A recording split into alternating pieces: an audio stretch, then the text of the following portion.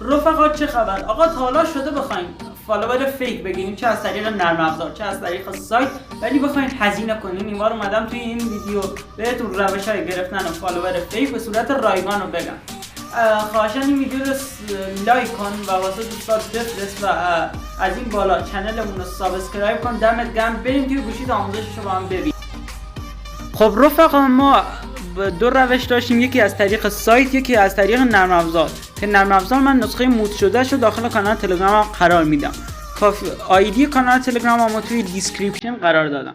کافیه وارد کانال تلگرامی بشین و بعد این بالاها من بذارین از اول بیام بی نهایت فالوور رایگان رو پیدا کنم.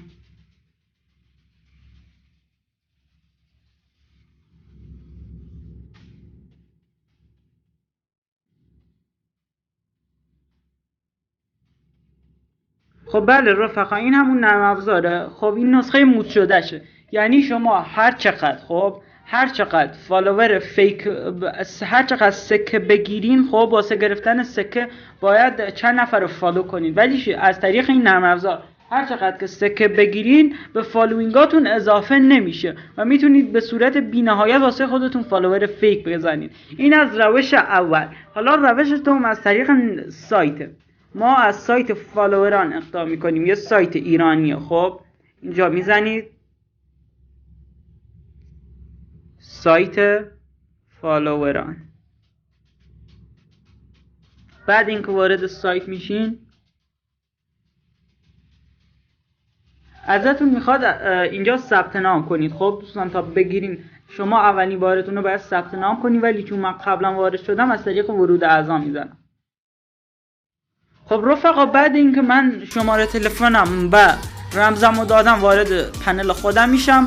رفقا از این قسمت خدمات روی رایگان رو انتخاب کردیم. از روی خدمات میزنیم، گفته لایک لا فالوور. من روی فالوور میزنم.